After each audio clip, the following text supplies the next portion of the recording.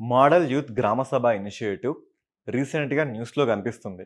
ఇక కాంటెక్స్ట్ ఏంటంటే, ఇక్కడ ఒక ఇమేజ్ చూస్తే మీకు అర్థమవుతుంది. స్కూలింగ్ ఏజ్ నుంచే పిల్లలకి గ్రామ సభలో ఎలా లీడింగ్స్ అవుతాయి, ప్రొసీడింగ్స్ ఎలా ఉంటాయి, దానికి సంబంధించిన మొత్తం అవేర్‌నెస్‌ని వాళ్ళకి చిన్నతనం నుంచే నేర్పించడం దీని ముఖ్య ఉద్దేశ్యం. అయితే ఇది మనకి న్యూ ఢిల్లీలో స్టార్ట్ అయింది వెరీ రీసెంట్‌గా. ఇక దీన్ని మనం ఎగ్జామ్ పాయింట్ ఆఫ్ వ్యూలో అబ్జర్వ్ చేస్తే, దీంట్లో ఇంక్లూడ్ అయిన మినిస్ట్రీస్ ఏంటి? మనం చూసుకుంటే ministry of Panchayati Raj, ministry of education, ministry of tribal ఈ 3 మినిస్ట్రీస్ సహాయంతో తర్వాత ఏకలవ్య రెసిడెన్షియల్ మోడల్ స్కూల్స్, అదేవిధంగా జవహర్ నవోదయ స్కూల్స్, కొన్ని రాష్ట్రాల విద్యా సంస్థలు వీటన్నిటి సహాయంతో దీన్ని దేశం మొత్తం మీద ఒక 1000 స్కూల్స్‌లో ఇప్పుడు ఇంప్లిమెంట్ చేయబోతున్నారు. ఇక గ్రామ సభ మనందరికీ తెలిసిన విషయమే. ఇది గ్రామ పంచాయతీకి ఒక అసెంబ్లీ లాగా పనిచేస్తుంది. గ్రామంలో జరుగుతున్న కీలక విషయాలు మొత్తం మనం ఇక్కడే డిస్కస్ చేసుకుంటాం.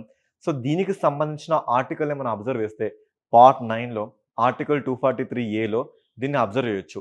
ఇక షెడ్యూల్ 11లో మనం చూసుకుంటే పంచాయతీకి సంబంధించిన థింగ్స్‌ని మనం అక్కడ అబ్జర్వ్ చేయొచ్చు. అవి ఒక 29 ఫంక్షన్స్ మనకుంటాయి. సో, ఇలా గ్రామ పంచాయతీలు దీనికి సంబంధించిన కాన్స్టిట్యూషనల్ అమెండ్మెంట్ యాక్ట్ మన దేశంలో 1992లో 73rd అమెండ్మెంట్ యాక్ట్‌గా మన కళ్ళ ముందుకొచ్చాయి. ఇది ఈ మోడల్ యూత్ గ్రామ సభకు సంబంధించిన ఆ షార్ట్ రివ్యూ. ఇట్లాంటి కంటెంట్ ఎవ్రీడే మీకు కావాలనుకుంటే ఛానల్ సబ్స్క్రైబ్ చేసుకోండి. ఖచ్చితంగా ఒక లైక్ ఇచ్చేసేయండి. దీన్ని మీ ఫ్రెండ్స్ అందరికీ షేర్ చేయండి. Thank you.